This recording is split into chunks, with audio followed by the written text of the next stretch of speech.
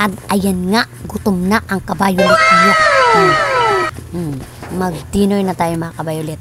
Dahil nakapanood ako nito kanina mga kabayolit sa YouTube. Kumakain ito na isang vlogger. Ang sarap-sarap sa pakiramdam tingnan. Ayan. Oh my God! Kain ng crispy na baboy. Sarap-sarap, lami. Usik sa bahaw mga kabayolit, no? Oh.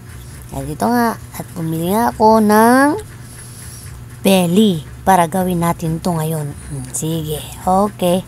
Tara, let's go. Bilisan na natin to mga kabayolit kasi nga nagugutom na ang kabayolit nyo. Kasi magdi-dinner na at gabi na nga at magluluto pa tayo. Pinahirapan pa ako ng kutsilyo ko mga kabayolit para mapurol. Talagang didiinan natin to ng malakas para mahiwa natin ng maayos yung karne. Pasensya na pala kayo dyan sa sangkalan ko mga kabayolit kasi maitim na. Hindi ko na brush yata ito. Pero malinis yan mga kabayolit ha. Ayan. Pinahirapan ako at ayan. Tapos nahiwain mga kabayolit at ilagay na natin sa kawali. O ayan nga. Hintayin muna natin. Habang naghantay tayo mga kabayolit ay hiwain na natin ang sangkap para sa ating sauce. Siyempre gagawa tayo ng masarap na sauce mga kabayolit. Balatan natin ang sibuyas at hiwain ng pinong-pino mga kabayolit. Yan nasa tabi pala niyan mga kabayolit ay bawang yan. Ilalagay yan. Ilalagay ko yung bawang pagkatapos yung malapit na maluto yung baboy para mabango. So hiwain muna natin yung sibuyas mga kabayolit para sa masarap natin na sauce, di ba? Hindi masarap yung sauce natin na suka kung walang sibuyas. So kailangan natin lagyan ng maraming sibuyas para yung taba ng baboy ay hindi natin masyadong tawag nito, mapatay yung mantika, di ba mga kabayolit? So, ayan. Hiwa-hiwa tayo ngayon para sa sauce natin at nagugutom na nga ang kabayolit nyo kaya binibilisan na natin to ng konti. Bilisan natin ng konti mga kabayolit. Alagyan natin, tapon muna natin to. Tapon ng basura para maging malinis ang sangkalan. Hugasan ng kutsilyo.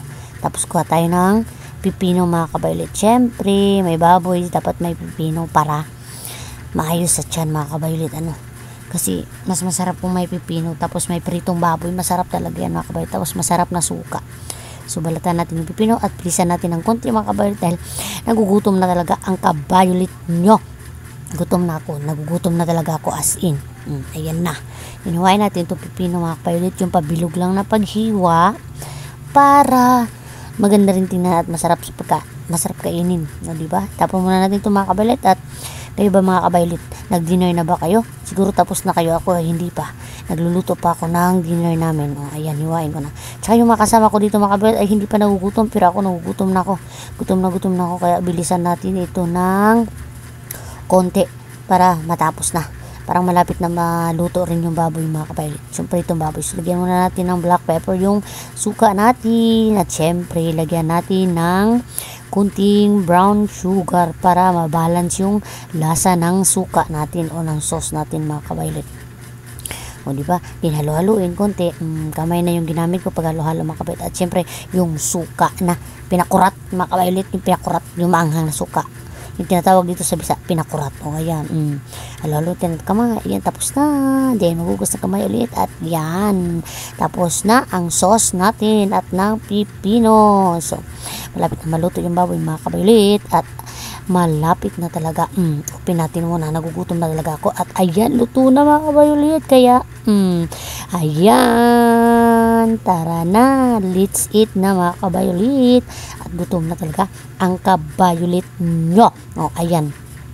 Lagyan natin sa table. At syempre, mga kabayolit, tinan nyo yung sauce ko mga kabayolit. Ang sarap tsaka ng pipino. At syempre, ang mauuna ay ang kabayolit nyo ay dyan. O, diba? Kain subo. Init pa mga kabayolit. Sarap. Lagyan natin ng maraming sibuyas. At sabay kagat ng sarap talaga naman. Ubos ang bahaw nito mga kabayolit. Ang dami kong buyag.